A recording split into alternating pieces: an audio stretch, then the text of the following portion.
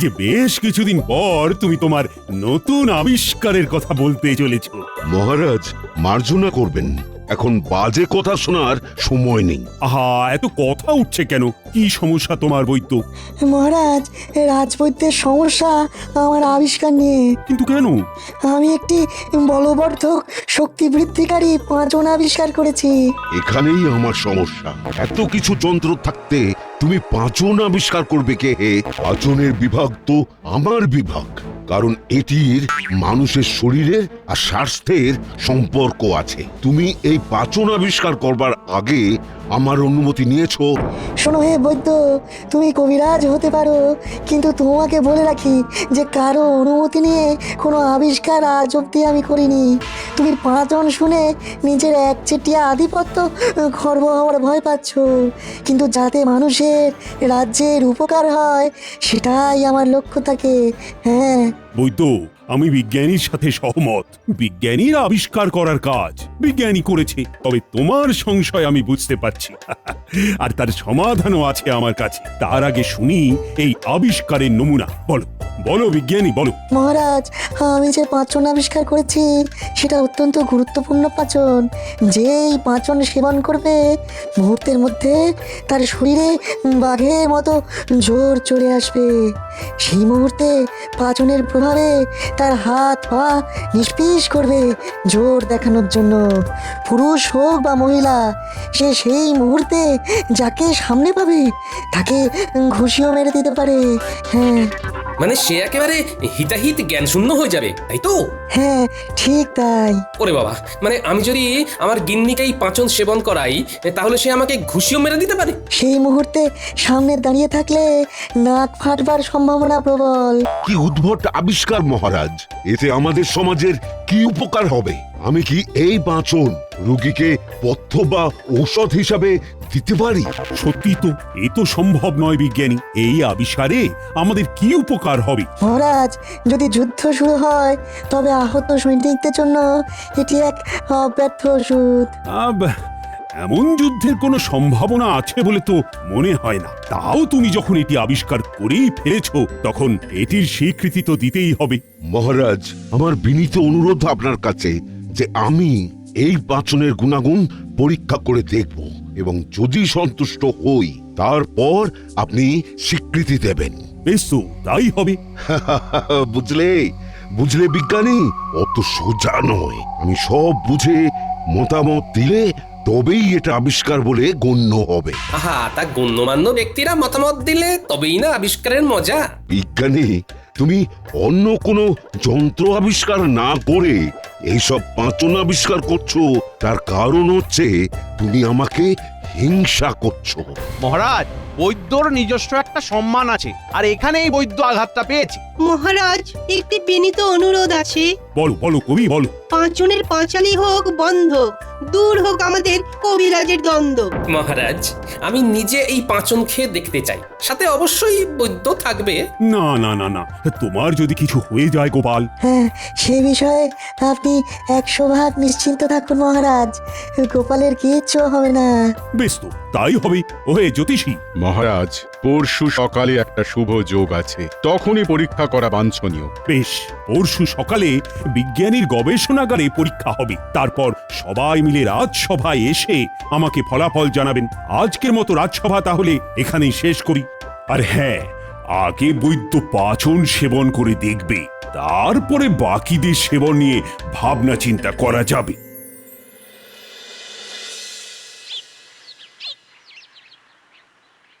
বাবা, এই পাঁচন খেয়ে এত শক্তি হবে? ঠিক গিন্নি, ঠিক। তোমার আগ বাড়িয়ে পাঁচন খাবার শখ হলো কেন? বাড়িতে কি তোমাকে খেতে দিই না? আর তাছাড়া তুমি যে বাজার করো যে বেজার মুখে, তা ওই পাঁচন খাবার মুখ গো। কি যে ছাই পাশ বাজার থেকে নিয়ে আসো সেটা আমার চেয়ে বেশি কে জানবে? আহ গিন্নি, তোমার ওই এক কথা। আমার কি মনে হয় জানো, এটা বিজ্ঞানীর খুব বড় একটা আবিষ্কার হতে চলেছে। আমি না খাই, তোমার জন্য পাচন নিয়ে আসবো। তোমার বাতের ব্যথা দেখো ভালো হয়ে যাবে। এই একটা কাজের কথা বলেছো, দেরি করবে না, যত তাড়াতাড়ি সম্ভব ওই পাঁচন আমার জন্য নিয়ে আসবে। হ্যাঁ,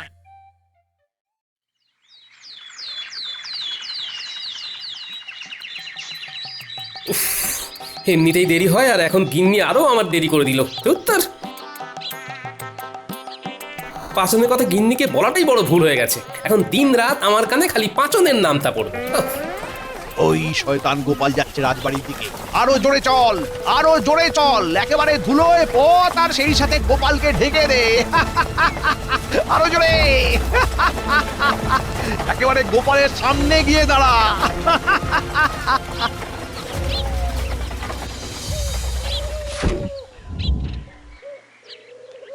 এটা কি হলো? আমার সারা গায়ে ধুলো দিয়ে ঢেকে দিলে। মন্ত্রীর ঘোড়া জোরে ছোটে এটাও কি জানো না গোপাল? পথ থেকে একটু সরে দাঁড়াতে হয়, সেটাও কি জানো না? আপনি কি আপনার রথে আমাকে রাজবাড়ি অবধি নিয়ে যাবেন বলে দাঁড়ালেন নাকি মন্ত্রী মশাই? কিভাবে নিয়ে যাই বলো? আমার এই রথে মান্য গণ্য বিশিষ্ট জনেরা উঠতে পারে। তুমি তালে গোলে রাজসভায় চাকরি পেয়ে গেছো, সে তোমার ভাগ্যি। না হলে তুমি অতি সাধারণ কোনো মান্যগণ্য কেউ নও। আর এই কারণে বিজ্ঞানীর গবেষণাগারে তোমার কোনো জায়গা নেই, বুঝলে? হ্যাঁ, আমি এগোই, আপনি আসুন। এইভাবে ধুলো পোশাকে রাজসভা যেতে তোমার লজ্জা করবে না গোপাল? হ্যাঁ? লজ্জা? আমি নির্লজ্জ মন্ত্রী মশাই, আপনারই মতো। কি এত বড় কথা? এই চল। এই শয়তানটার নিশ্চয়ই কোনো মতলব আছে, ওকে একটু নজরে রাখতে হবে দেখছি।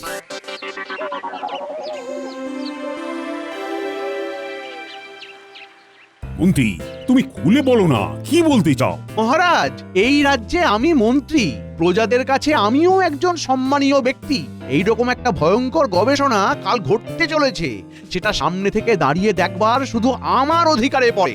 বিজ্ঞানী কবিরাজকে পাচন খাওয়াবে কাল সকালে, সেখানে বিজ্ঞানী থাকবে আর বৈদ্য থাকবে এবং আমি থাকব। এছাড়া পণ্ডিত, একজন পণ্ডিত ব্যক্তি সম্মানীয়, তার মতামতেরও মূল্য আছে, কিন্তু গোপালের থাকার কোনো দরকার নেই মহারাজ। আপনি বললেই হলো নাকি মন্ত্রী মশাই? গতকাল ছিল এক কথা, আজ আবার আরেক কথা। মহারাজ, গোপালের পেটে কোনো কথা থাকে না, বলা যায় না। গবেষণাগারে এমন কিছু ঘটলো যা নিরাপত্তার জন্য বাইরে কিছু বলা বারণ হয়ে গেল। তখন আমরা মুখে কুলু পাটলাম, কিন্তু এই গোপাল সব কথা পাঁচকান করবে, না হলে ওর বদ হজম হয়ে যায়। মন্ত্রী মশাই দেখছি মিথ্যে কথার ফুলছুরি ছোটাচ্ছেন। মহারাজ, আমাকে ওখানে থাকতেই হবে এবং ওখানে যা ঘটবে সেসব পুঙ্খানুপুঙ্খ বর্ণনা আপনাকে দিতে হবে। তাছাড়া সব ঠিক থাকলে খানিকটা পাচন আমার গিন্নির জন্য নিতে হবে। দেখুন মহারাজ, বিজ্ঞানী বলেছে এই পাচন সৈন্য দলের জন্য, কিন্তু গোপাল এখনই নিজের গিন্নির জন্য এই পাচন নিয়ে যাবার কথা ভাবছে। সে ভাবনায় ক্ষতি কি মহারাজ?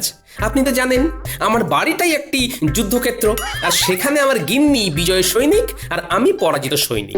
এখন পাচন খেয়ে আমার গিন্নির বিজয় রথ যদি অক্ষয় অমর হয়, তাহলে ক্ষতি কি মহারাজ? নিশ্চয়ই নিশ্চয়ই গোপাল, নিশ্চয়ই তুমি কাল অবশ্যই থাকবে। মন্ত্রী, আমি আর কোনো ওজোর আপত্তি শুনবো না। গোপাল থাকছে, আর গোপাল কাল যা ঘটবে আমি তোমার মুখ থেকেই শুনবো। নিশ্চয়ই মহারাজ। তবে গোপাল, একটু দূর থেকেই দাঁড়িয়ে দেখো, তাতে ছবি আরো স্পষ্ট হবে, সবকিছু একসাথেই দেখতে পাবে। আমাকে একেবারে সামনে দাঁড়িয়ে সব দেখতে হবে। আজকের মতো সভা তাহলে এখানেই শেষ হলো।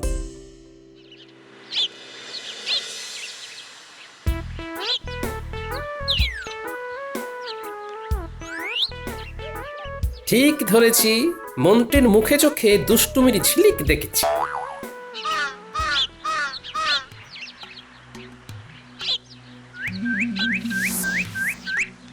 মন্ত্রী যদি ভালো মানুষের মতো নিজের বাড়ি যেত, তাহলে জুড়ি গাড়ি চেপে ফিরত, কিন্তু না, এ দেখছি জঙ্গলের দিকে হেঁটে চলেছে। হ্যাঁ, ঠিক ধরেছি। ও বাবা, বটার ঘটা দেখছি। মন্ত্রীর সাথে এদের কিসের কাজ? বলুন মন্ত্রী মশাই, আপনার জন্য কি করতে পারি? চোর, কাল বিজ্ঞানীর গবেষণাগারে এক পরীক্ষা আছে। আমি নিশ্চিত বিজ্ঞানী খুব ভালো জিনিস আবিষ্কার করেছে। কি সেটা? পাঁচন। শেষে পাচন? সেটাও গায়েব করতে হবে নাকি? হাসিস নে, গা জ্বলে যায়। যা বলছি সেটা করবি। কাল আমি যদি কিছুটা পাঁচন আমার কাছে রাখতে পারি, তাহলে তো কেল্লা ফতে, তোদের আর কিচ্ছু করতে হবে না। আমার থেকেই পাঁচন পেয়ে যাবি। আমি না পেলে পাঁচন তোদের বিজ্ঞানীর ঘর থেকে চুরি করতে হবে। পাচন নিয়ে আমরা কি করব, আর আপনি বা কি করবেন? এটা খেলে তোদের গায়ে রাবণের জোর আসবে। বটে তোদের পাঁচন খেয়েই গোপালের বাড়ির সামনে দাঁড়াতে হবে। পাঁচন খেয়ে না, গোপালের বাড়ির সামনে দাঁড়াবি, পাঁচন খাবি, তারপর গোপালকে ডাকবি। গোপাল এলে ওর মুখে ঘুষি মারবি, ঘুষি। ও বাবা, তারপর তারপর গোপালের নাক চিরকালের মতো ভেঙে যাবে। ও আর রাজসভায় এসে ভাড়ামি করতে পারবে না। তোরা রাজার পারিষদ হয়ে বসবি, বুঝলি? এই কাজ করলে তোরা অনেক অনেক ধনরত্ন পাবি। ঠিক আছে, তাই হবে। কাল আমরা অপেক্ষা করব। হ্যাঁ, এখানে। আমার নাক ফাটাবার পরিকল্পনা? দাঁড়াও মন্ত্রী, তোমার মজা আমি দেখাচ্ছি।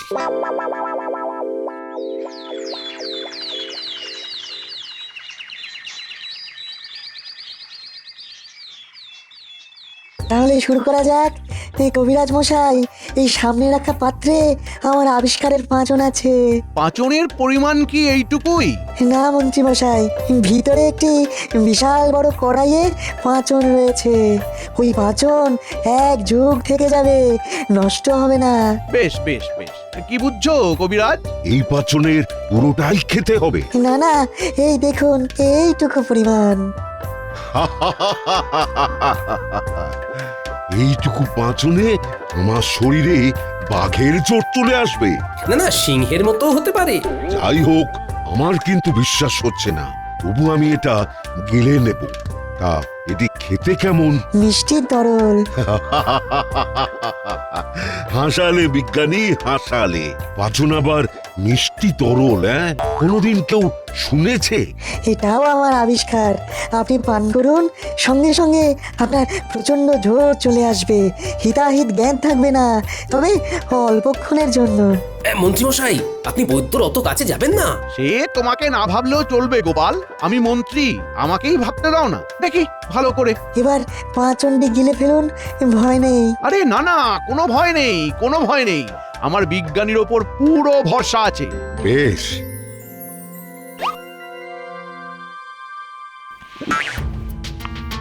কি বুঝছো কবিরাজ? ইয়া! ইয়া!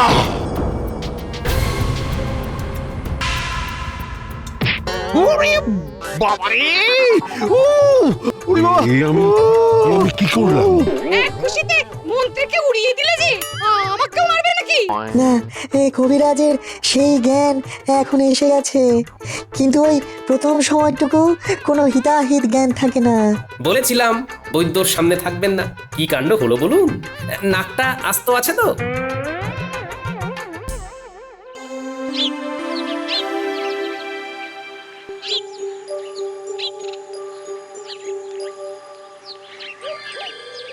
প্রণাম মহারাজ। গোপাল, এসে গেছো? বলো বলো বলো, কি সংবাদ? নিজের চোখে দেখে এলাম মহারাজ, বিজ্ঞানীর অভূতপূর্ব আবিষ্কার। পাচন খেয়ে রাজবৈদ্য মুহূর্তের মধ্যে প্রচন্ড শক্তিশালী হয়ে উঠল। বাহ বাহ বাহ, চমৎকার! পণ্ডিত, মন্ত্রী, বিজ্ঞানী, বৈদ্য সবাই নিশ্চয়ই রাজসভায় এসে উপস্থিত হয়েছে। চলো চলো তাহলে রাজসভাতেই যাওয়া যাক। মানে বৈদ্য এখন ওই মন্ত্রীর চিকিৎসা করছেন। সে কি? কেন? মন্ত্রীর কি হয়েছে? মানা করেছিলাম যে বৈদ্যর অত সামনে দাঁড়াবেন না। কে শোনে কার কথা মহারাজ? আমাকে বুঝিয়ে বলো। বৈদ্য একখানি খুশি মন্ত্রীর নাকে বসিয়ে দিয়েছে। হ্যাঁ, সে কি? কেন?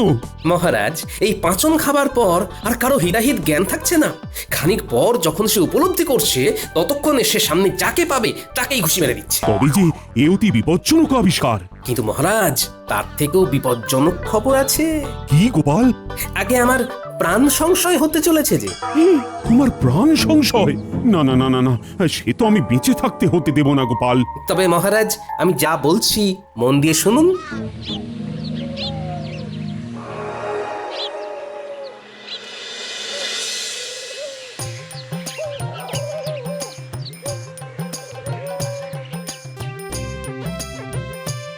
এ কি গোপাল, এখন এখানে?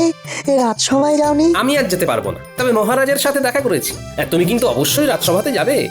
মন্ত্রীমশাই কোথায়? এই মন্ত্রীমশাইয়ের নাকে চোট হয়েছে, বৈদ্য ঘাবড়ে গিয়ে ওর ঘরে মন্ত্রীমশাইকে নিয়ে গেছে। সেখানে থেকে নাকের ব্যথা একটু কমলে সবাই রাজসভাতে যাবে। খুব ভালো, খুব ভালো। এই ফাঁকে আমাকে কিছু কাজ সেরে রাখতে হবে। তুমি আমাকে দুখানি শিশি করে কিছুটা পাচন দাও তো। এই আবিষ্কারে কিন্তু এখনো মহারাজের প্রয়োজনীয় অনুমতি মেলেনি, তুমি কিন্তু সাবধানে ব্যবহার করো। সে আর বলতে, এই পাচন বাইরে কাউকে দেওয়া যাবে না।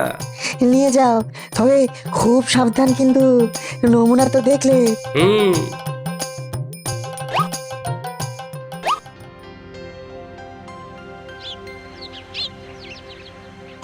মন্ত্রী, তুমি এখন বাড়িতে নেই, আমি তাই যাচ্ছি তোমার বাড়ি। আমার নাক ফাটাবার আগে তোমার নাকি আর আস্ত থাকবে না।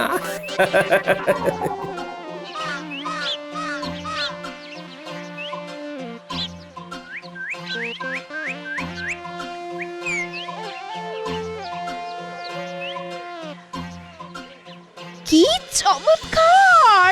এই সময় গোপাল রাজসভায় না গিয়ে এখানে?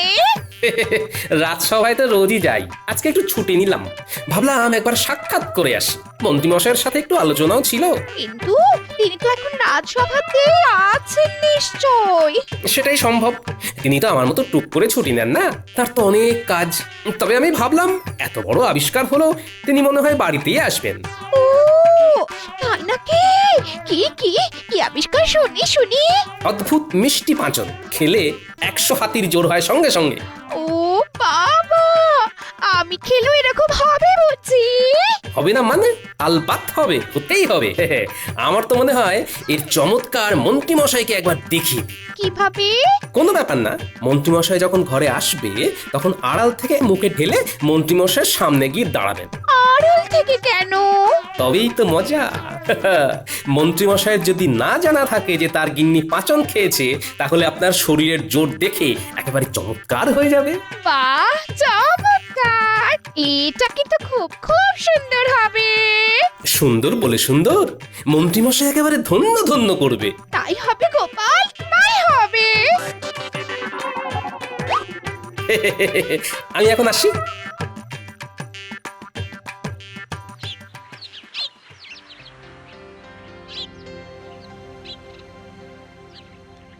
পাচন খাবার তোমার বড়ই শখ ছিল তো, নাও এখন খাবে না। আজ রাতে দুজন বদমাশ আমাকে মারতে আসবে, তারা আমাকে ডাকবে, তুমি তখন ঢক করে পাচন খেয়ে দরজা খুলে বেরোবে। আর তুমি কি লুকিয়ে থাকবে? তোমার কোনো চিন্তা নেই গিন্নি, আমি তোমার পাশেই থাকবো। আর মহারাজ সব জানেন, কিন্তু হাতে নাতে ধরবে বলে এখন তাদের কিছু বলা হচ্ছে না। বিকেল হয়ে এলো, মন্ত্রীমশাই নিশ্চয়ই বাড়ি ফিরেছে। কি হলো গিন্নি? কোথায় কোথায় গো? এই রাজ্যের একমাত্র মন্ত্রী তার ঘরে প্রবেশ করেছেন, তাকে এখন খাতির করো।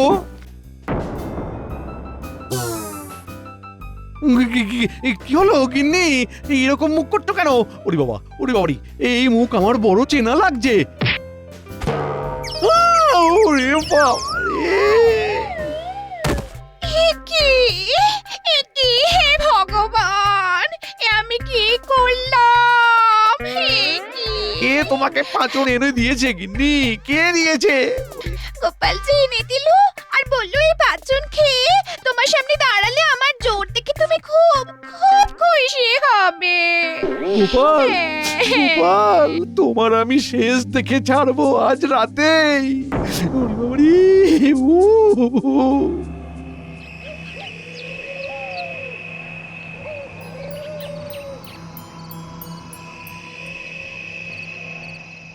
যা, তোরা দুজনে পাঁচন খেয়ে গোপালের ঘরের দরজায় টোকা দে, যা। টোকাতে ঘুম ভাঙবেন না, ধাক্কা চাই, ধাক্কা। চল মোটা।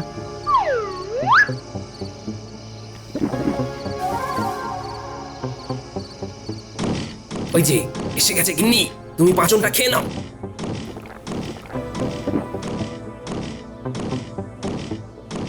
চমৎকার, এবার দরজাটা খোলো।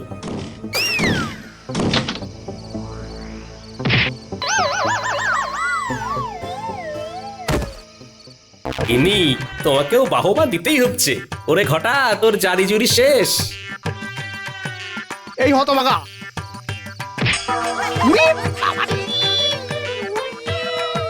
আমার নাক বলে আর কিছু রইল না গো। ওরে বাবা, বিজ্ঞানী, পাঁচন নিয়ে এসেছো? হ্যাঁ মহারাজ। ওই তোকে আসতে বারণ করেছি, কিন্তু সভাকবি, পণ্ডিত, জ্যোতিষী তোমরা এক এক করে পাঁচন খেয়ে মন্ত্রীর সামনে দাঁড়াবে আর মন্ত্রীকে খুশি মারবে। মন্ত্রী যা করেছে এটাই তার শাস্তি। কি গোপাল, কি বলো? নির্ভুল মহারাজ। আমাকে আমাকে মাফ করুন মহারাজ, আসলে আসলে গোপাল সব সময় আমাকে অপমান করে। আমি তো লক্ষ্য করি সব অপমান তো তুমি করো মন্ত্রী। আর পাচ্ছি না মহারাজ। ওরে বাবা রে। সব ভালো যার শেষে গোপাল থাকে যার। গোপাল, আগে মহারাজ। গোপাল, মন্ত্রীর সামনে দাঁড়াও, এই দাঁড়ালাম মহারাজ। পাঁচন খাও। এবার কি করবে গোপাল? আমি তো মন্ত্রীর নাক দেখতে পাচ্ছি না মহারাজ, একেবারে চ্যাপ্টা হয়ে গেছে। তবুও আপনি যখন বলছেন তখন